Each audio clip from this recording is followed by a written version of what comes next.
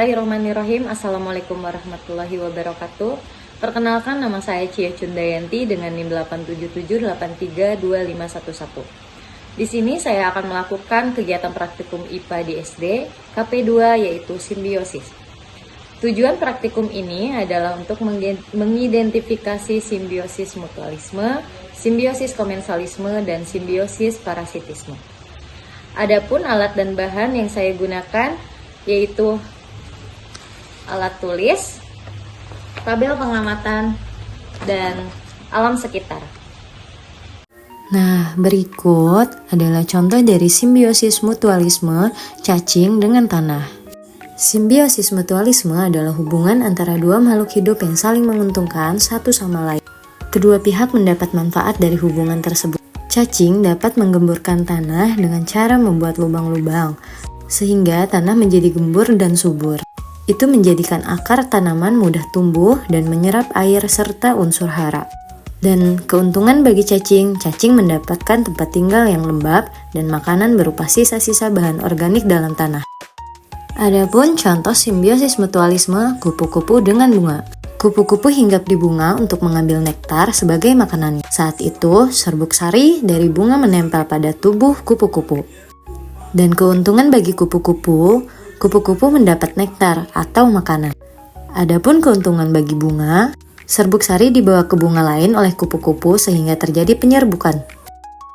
Berikut adalah contoh simbiosis komensalisme rumput dengan telur keong. Simbiosis komensalisme adalah hubungan antara dua makhluk hidup di mana satu pihak diuntungkan, sedangkan pihak lain tidak dirugikan dan tidak diuntungkan. Contohnya adalah rumput dengan telur keong. Keong meletakkan telurnya di daun atau batang rumput agar aman dari air dan predator. Adapun keuntungan bagi telur keong mendapat tempat menempel yang aman sampai menetas. Dampak bagi rumput tidak mendapat manfaat atau kerugian. Contoh dari simbiosis komensalisme, pohon jeruk dan laba-laba. Laba-laba akan membuat sarang atau jaring di pohon jeruk untuk menangkap serangga. Keuntungan bagi laba-laba mendapat tempat tinggal dan berburu mangsa. Dan dampak bagi pohon jeruk tidak dirugikan maupun diuntungkan, sehingga laba-laba diuntungkan dan pohon jeruk netral.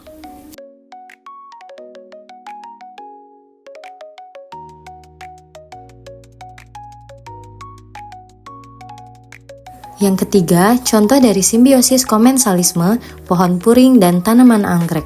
Anggrek tumbuh menempel pada batang pohon puring untuk mendapatkan tempat hidup dan cahaya matahari. Keuntungan bagi anggrek mendapat tempat tumbuh dan akses cahaya matahari tanpa harus menembus tanah. Namun, dampak bagi pohon puring tidak terganggu karena anggrek tidak mengambil makanan atau air dari pohon.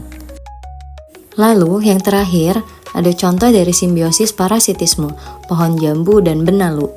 Simbiosis parasitisme adalah hubungan di mana satu pihak diuntungkan atau parasit, tetapi pihak lainnya dirugikan atau inang. Benalu menempel pada batang atau cabang pohon jambu dan mengambil air serta zat hara dari pohon tersebut menggunakan akar mengisap. Adapun keuntungan bagi benalu mendapat makanan dan tempat hidup. Kerugian bagi pohon jambu kehilangan zat hara dan air, pertumbuhannya terganggu, sehingga benalu diuntungkan namun pohon jambu dirugikan.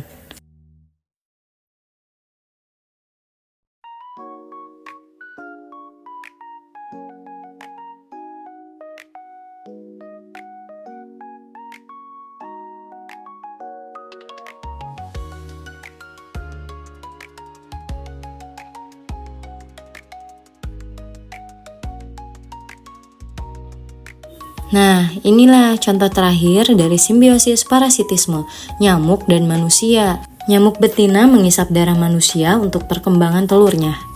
Keuntungan bagi nyamuk mendapat makanan atau darah untuk bertelur. Namun kerugian bagi manusia merasakan kulit yang gatal, iritasi, bahkan bisa bertular penyakit seperti demam berdarah atau malaria. Sehingga nyamuk diuntungkan namun manusia dirugikan. Nah, itulah contoh simbiosis mutualisme, komensalisme, dan parasitisme di lingkungan sekitar. Dan berdasarkan hasil pengamatan, dapat ditarik kesimpulan bahwa simbiosis terjadi dalam berbagai bentuk dengan dampak yang berbeda bagi makhluk hidup yang terlibat.